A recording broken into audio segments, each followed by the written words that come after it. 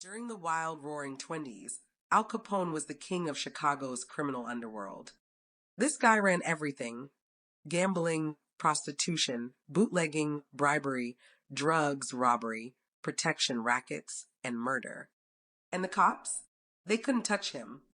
Born to immigrant parents in Brooklyn back in January 1899, Al dropped out after sixth grade and joined up with a street gang. Johnny Torrio ran the show, and Lucky Luciano, who'd later become pretty famous himself, was also part of the crew. Around 1920, Torrio invited Capone to Chicago, where he'd become a big shot in the Colosimo mob. With Prohibition kicking in, illegal booze was basically a gold mine, and Torrio, with Capone backing him up, wanted a piece of that action. The gang also got their fingers in legitimate businesses like cleaning and dyeing, while cozying up to corrupt officials, unions, and workers' groups. When Big Jim Colosimo got violently knocked off, Torrio took over the gang with Capone as his right-hand man. Then in 1925, after Torrio barely survived an assassination attempt, he quit and handed the reins to Capone. By this point, Capone had built quite the scary reputation in Chicago's brutal gang wars, fighting for control of various neighborhoods.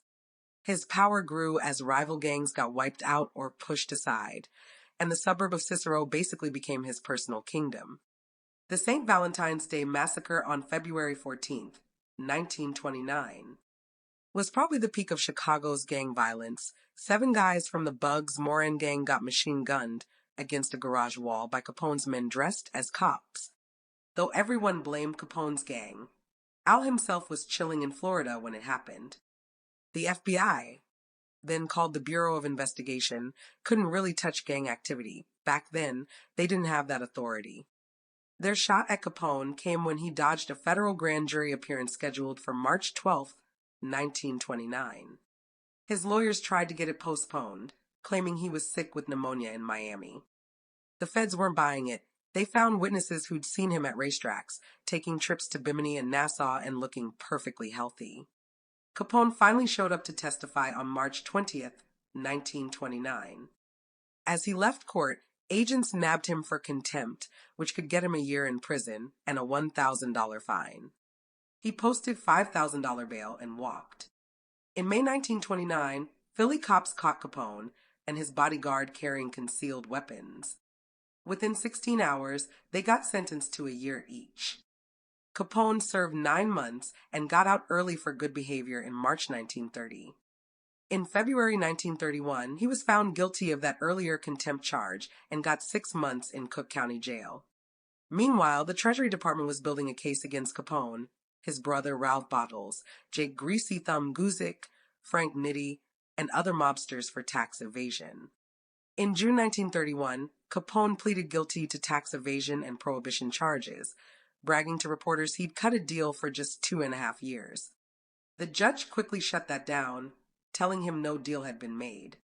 Capone changed his plea to not guilty. In October 1931, he was convicted and sentenced to 11 years in federal prison, fined $50,000, charged $7,692 for court costs, plus $215,000 in back taxes with interest. He also had to serve that 6-month contempt sentence. While his appeals were pending, Capone sat in Cook County Jail. When the appeals failed, he went to Atlanta Federal Prison and later Alcatraz. On November 16, 1939, after 7 years, 6 months, and 15 days behind bars, and having paid all his fines and taxes, Capone was freed. But he was a mess, suffering from syphilis that had affected his brain. He immediately checked into a Baltimore hospital for treatment, then headed to his Palm Island estate near Miami that he bought back in 1928. He never returned to Chicago after his release. His mind was too far gone to get back into the gangster game. By 1946, doctors said he had the mental capacity of a 12-year-old.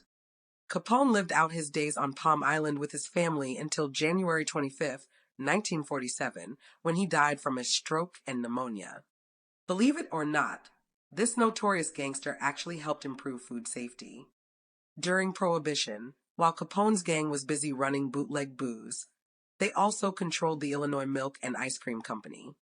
To make sure customers knew their milk wasn't spoiled, they started putting expiration dates on milk containers.